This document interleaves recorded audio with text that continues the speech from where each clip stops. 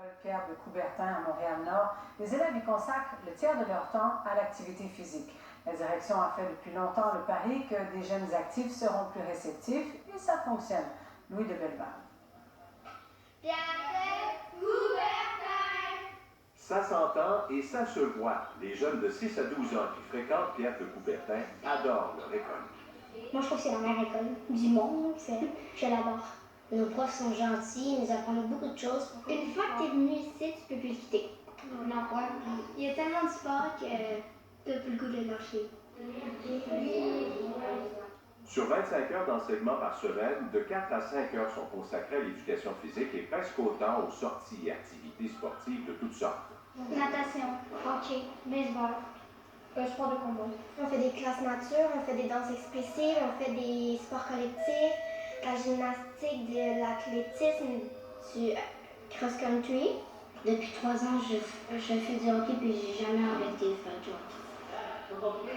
Pour parvenir à les faire bouger autant, l'école a investi au fil des ans dans 2 gymnases, une palestre et une petite salle de danse. Les installations municipales comme la piscine ou l'aréna Garon située à 2 pas sont aussi mises à contribution. Déplacez-vous, marquez vos joueurs. Les élèves peuvent compter sur 3 professeurs d'éducation physique à temps plein, une rareté dans notre système d'éducation. 69% seulement des écoles primaires parviennent à donner le minimum prescrit de 2 heures d'éducation physique par semaine.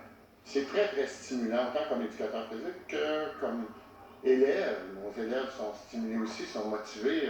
Très faible taux d'absentéisme.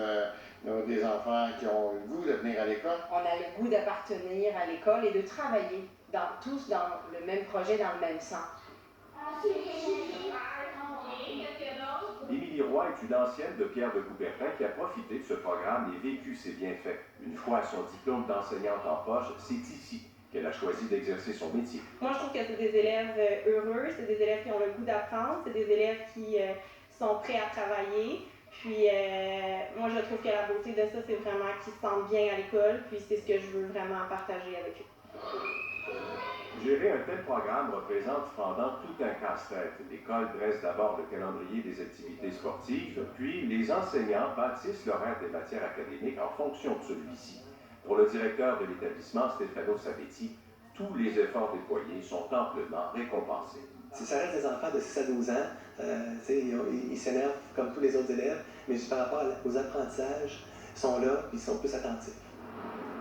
Il est étonnant de constater qu'il s'agit de la seule école primaire à miser sur un tel programme.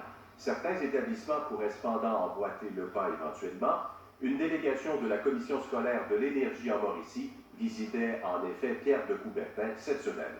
Ici Louis de Belleval, Radio-Canada, Montréal.